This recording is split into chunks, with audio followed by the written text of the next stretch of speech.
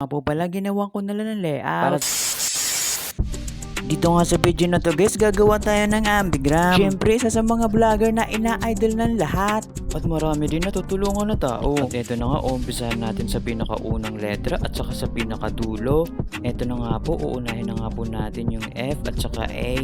Maingat lang po tayo dito kasi nga dapat pag binaliktad basa pa rin yung isang letra. Kasi gano'n naman talaga dapat pag gumawa ka ng isang ambigram na pangalan. Kadalasan nga po pala ito ginagamit sa mga tattoo. Yung iba ginagamit sa pangalan ng anak nilo. Yung iba naman pangalan ng mag-asawa. At dito nga nakatapos na tayo ng F tsaka A. Dito naman Y naman tsaka N. Napigarin pala yung utak ko dito bago ko to matapos. At saka nakailang papel na rin ako na naubos. Pero okay lang yan. Gusto ko naman yung ginagawa ko. Pasensya na nga po pala sa voice over ko kasi hindi na naman talaga ako sanay. Nagkakautal-utal pa nga kasi ang totoo naman talaga ay mahihain naman talaga akong tao. Alata naman talaga sa pagmumukha ko. Sa kaka-voice over ko nga ay nakagawa na pala ako ng I tsaka N. Ang isusunod naman po natin dito ay E tsaka H. Pero alam nyo ba, dito talaga ako nahirapan. Kita nyo nga sa video, ang tagal kong pinag-isipan. Pero alam ko naman na kahit na ganun, ang lahat ng problema ay may solusyon. Ngayon naman ay meron na akong H. Paano ko kaya gagawin tong E kapag binaliktad?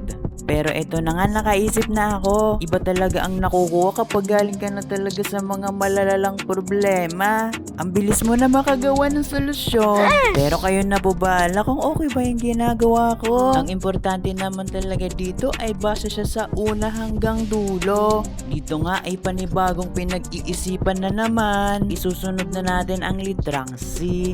At saka kailangan pag binaliktad base sa letrang S. Matagal ko nang ginagawa to kaso nga lang hindi ko siya makuwang i-post. Kasi nga napaka-boring naman kung wala siyang voice over. Dito nga ay nakaabot na pala tayo sa last word. At sigurado pag binaliktad natin to, mababasa na natin yung first word. Kaso nga lang wala pang T, lagyan muna natin ng T. At pagkatapos nga po pala nung T, ay dire-diretso na po tayo sa last word. Isunod na po natin yung C to S. Pero kahit na ganun, pinag-iisipan ko pa rin kung paano ko siya ginawa kanina. Pinag-aralan ko na lang ulit kung paano ko siya hinagod.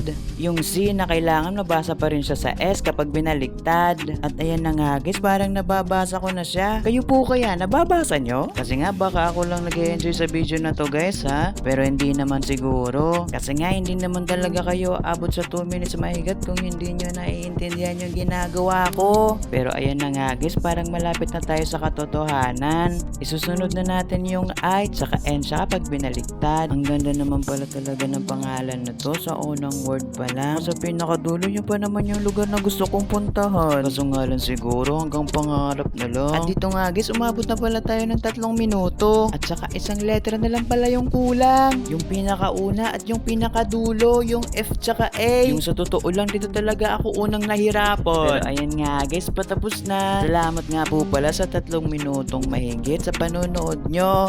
Finest China.